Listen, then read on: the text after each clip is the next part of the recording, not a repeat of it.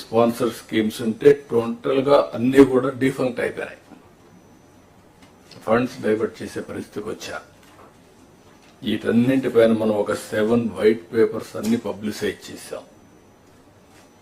Public కూడా మనం గుర్తుపెట్టుకోవాల్సింది, ఒకసారి పనిష్ చేశాం, మీరు వచ్చారు, మొత్తం సరిచేస్తారనే ఉద్దేశంతో మీకు మ్యాండేట్ ఇచ్చామనే అభిప్రాయంతో ఉంటాం.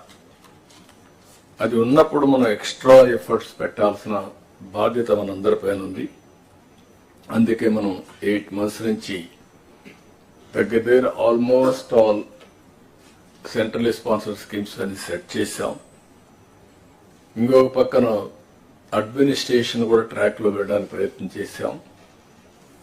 రైట్ మ్యాన్ ని రైట్ పొజిషన్ లో పెట్టే ప్రయత్నం కూడా చేస్తున్నాం.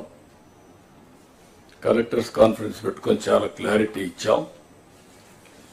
ఈ రోజు మనం ఇవి చేస్తూనే షార్ట్ టర్మ్ లో ఏం చేయాలని అవన్నీ కూడా సెట్ చేసి లాంగ్ టర్మ్ 2047 స్వర్ణ ఆంధ్రప్రదేశ్ కూడా డాక్యుమెంట్ తయారు చేశాం మీ అందరి భాగస్వామ్యంతో. Viksit Bharat government of India తయారు చేశారు, మనం స్వర్ణ ఆంధ్రప్రదేశ్ తయారు చేశాం.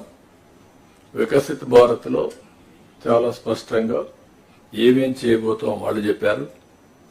మనం స్వర్ణ ఆంధ్రప్రదేశ్ లో మనం క్లారిటీ ఇచ్చాం. అయితే ఇక్కడ మనందరం గుర్తుపెట్టుకోవాల్సింది, ఈ రిసోర్స్ అని మొబిలైజ్ చేసి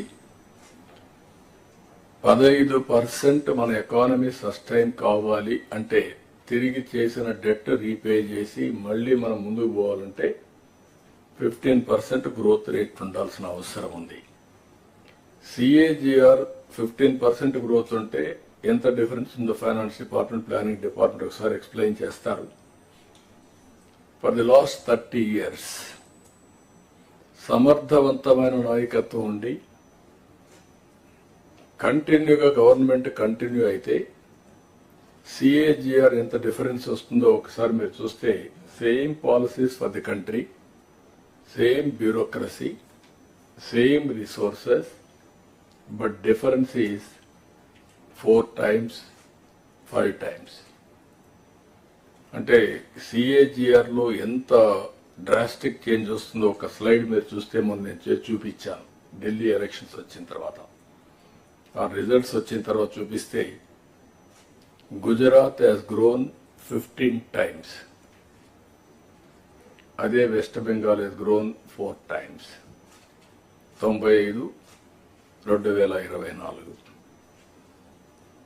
అంటే గుజరాత్ కంటే వెస్ట్ బెంగాల్లో మెరుగైన రిసోర్సెస్ ఉన్నాయి. 95 కాదు, 97% ఫ్లడ్ వాటర్, గంగానది నీళ్లు. గుజరాత్ లో నీళ్లు లేవు, మైక్రో ఇరిగేషన్ పోయే పరిస్థితికి వచ్చా. అలాంటివన్నీ ఎగ్జాంపుల్స్ ఉన్నాయి. అందుకని ఈసారి మనం టాప్ 10 ప్రిన్సిపల్స్ పెట్టుకున్నాం. అవి కూడా ఇప్పుడే సిఎస్ గారు చెప్పారు, నేను చెప్పడం లేదు. దీంట్లో కూడా 5 years ఒక angle, 1 year backward integration, clear cut targets. అదే సమయంలో 20 years ఎట్లా రియలైన్ కావడం. ఇందులో కూడా చూస్తే టెక్నాలజీ కూడా బాగా ఎఫెక్టివ్ గా ఉపయోగించుకొని రాష్ట్రంలో ఉండే ప్రతి ఒక్క వ్యక్తికి భద్రత ఇవ్వాల్సిన బాధ్యత మనకుంది. దాని మీదనే మన పెన్షన్ కానీ ఏ కార్యక్రమం కానీ ఆలోచిస్తున్నాం. Family as a unit, minimum అవసరమైన house site, house, sustainable water, tap, gas, toilet, అదే మరి వీలైతే ఇంటి పైన సూర్యగార పైన కరెంట్ తయారు చేసుకోవడానికి సోలార్ ప్యానెల్స్, ఇవన్నీ కూడా ఇండివిజువల్ గా ఇవ్వడం. గ్రామంలో కూడా మనందరం కూడా ఆలోచించుకొని స్ట్రీట్ లైట్, రోడ్, డ్రైనేజ్, అదే మరిగా ఏదైతే garbage collection, circular economy integrate చేయడం, అల్టిమేట్ గా wealthy, happy and healthy society create చేయడం మన ఆబ్జెక్టివ్ గా మనం ముందుకు పోతున్నాం. ఒక పక్కన సాటిస్ఫాక్షన్, ఒక పక్కన ఇంకా యాంగ్జైటీ. ఈ 6 నెలల్లో మనం చేసిన పనుల వల్ల మీరు చూస్తే 8 నెలల్లో 12.94% గ్రోత్ రేట్ వచ్చింది. అంటే ఇది అడ్వాన్స్ ఎస్టిమేట్స్. అదే సమయంలో జరిగిన డిస్ట్రక్షన్ వల్ల ఇంకా రెవెన్యూస్ పెరగడం లేదు. ఈరోజు కూడా నేను చూస్తే ఒక సంవత్సరం ఇండస్ట్రియల్ గ్రోత్ రేట్ చూస్తే అన్ని స్టేట్స్ కాస్తో కూస్తో పాజిటివ్ ఉన్నాయి. ఆంధ్రప్రదేశ్ 2.94 మైనస్, అంటే ఉండే యూనిట్లు కూడా క్లోజ్ అయినాయి.